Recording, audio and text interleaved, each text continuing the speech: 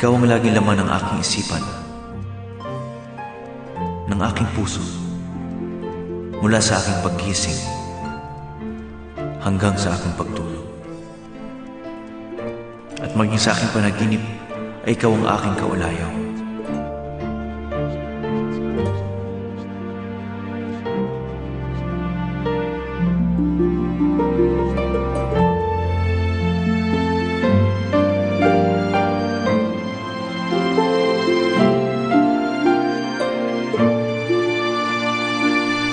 Kaligayahan lubos ang makatanggap at magbasa ng sulat mula kay Arnaldo.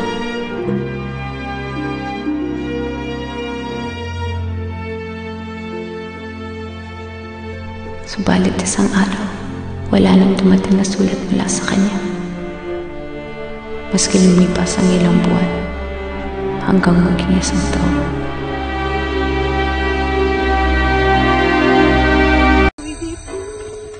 Enrique?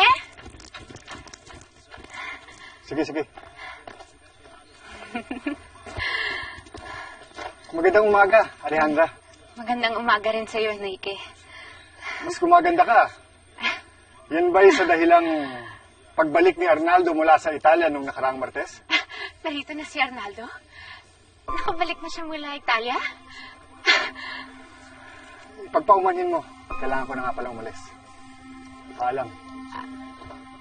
Nakauwi na si Arnaldo. Hindi kaya nagkamali lang ang Enrique na yun, senyorita? Sana nagkamali lang siya. Subalit lumipas na isang taon. At sabi sa akin ni Arnaldo, hindi siya aabutin ng ganun katagal. Hindi kaya ay talagang nakauwi na po siya? Bakit hindi niya sa akin ipinaalam? Maraming pwedeng mangyari. Maging ako man ay nagtaka nang mahinto ang palitan niyo ng liham. Hindi kaya may nakilala na siyang iba? Imposible! Hindi kaya, senyorita? Imposible ang sinasabi mo! Ako lang ang mahal ni Arnaldo. At wala nang iba!